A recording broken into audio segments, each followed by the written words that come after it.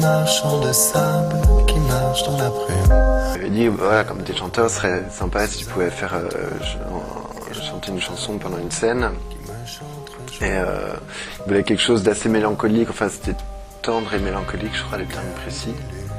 Et ouais, une chanson qui rappellerait un petit peu l'enfance de Paul, donc moi et Louis Melville-Poupeau. Ouais, donc quelque chose d'assez enfantin. Pardon. Et oui, ça a été vachement compliqué à faire parce que je lui avais dit, bah, tant qu'à faire, autant que j'en fasse une pour le film et que je l'écrive directement sur les lieux du tournage. Et j'avais pas calculé que le métier enfin être acteur, c'était si éprouvant et si physiquement carnassier, quoi.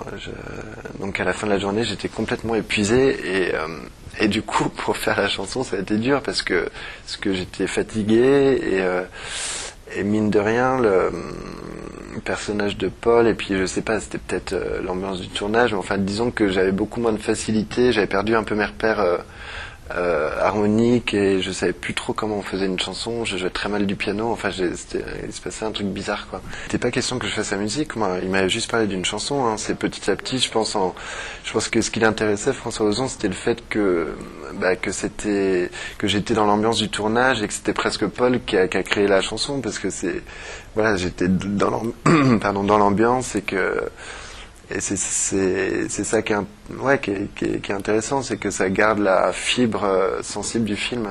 Ça m'embêtait. Tant qu'à jouer, autant être quelqu'un d'autre. Donc justement, je trouve ça bien là, parce que c'est juste une petite intervention de Paul qui chante à un moment donné, c'est Mousse qui lui demande, mais j'aurais trouvé ça dommage. Enfin, moi je sais que ça m'a embêté tant qu'à faire l'acteur, autant faire l'acteur à fond. Et que justement, même si le personnage de Paul, il y a des choses par certains traits, je ressemble à Paul, mais voilà, c'est Paul. Et c'est quelqu'un d'autre, quoi. François, il m'a vachement encouragé, déjà parce qu'il est exigeant, donc quand il dit ça c'est pas mal, ça veut dire que c'est bien, quoi, que c'est cool, quoi. Donc oui, et puis il m'a encouragé aussi à briser un petit peu mes codes pop-rock, c'est-à-dire couplet-refrain. Moi, j'étais parti vraiment sur cette construction-là. Et il m'a dit non, justement, concentre-toi sur cette partie, en l'occurrence, qui a fini par la ritournelle du film. Et justement, d'essayer de garder le côté rond et le côté simple, le côté ritournelle, qui est un petit peu dans les berceuses, parce que c'était ça un peu l'idée, c'était que ça soit une sorte de berceuse, ouais. Au cœur de la nuit, des rivières de pluie, des marchands de sable qui marchent dans la brume.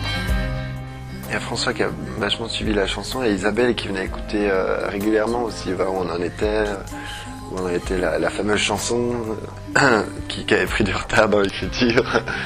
Et ouais, c'est une chanson qui a accompagné le tournage vraiment du début à la fin, donc je trouvais ça, et François aussi, et puis elle aussi, je trouvais ça légitime, enfin c'est pas un beau mot, enfin je trouvais ça naturel qu'elle vienne la chanter à la fin du film. Elle chante super juste, et en fait je lui ai juste dit, j'ai pas beaucoup dirigé, enfin je lui ai juste dit par rapport à cette chanson, de pas forcer, justement d'essayer de faire comme si elle murmurait une chanson à l'oreille d'un enfant, ou vraiment qu'elle garde un côté fragile, parce que moi, je trouvais ça plus approprié. Je suis passé juste chez elle avec un micro, on a fait une répète pendant une demi-heure, et puis après elle est passée directement en studio, et puis elle s'en est vachement bien tirée, ouais.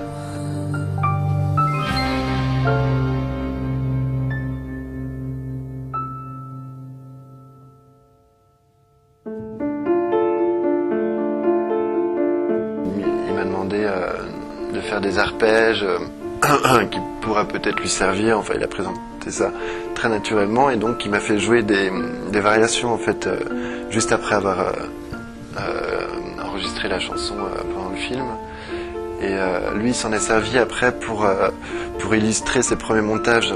Donc du coup, moi, ça m'a servi pour voir ce qui marchait pas, et voilà, je me suis surtout rendu compte que dès que je sortais un petit peu trop du thème, la musique, ça freinait.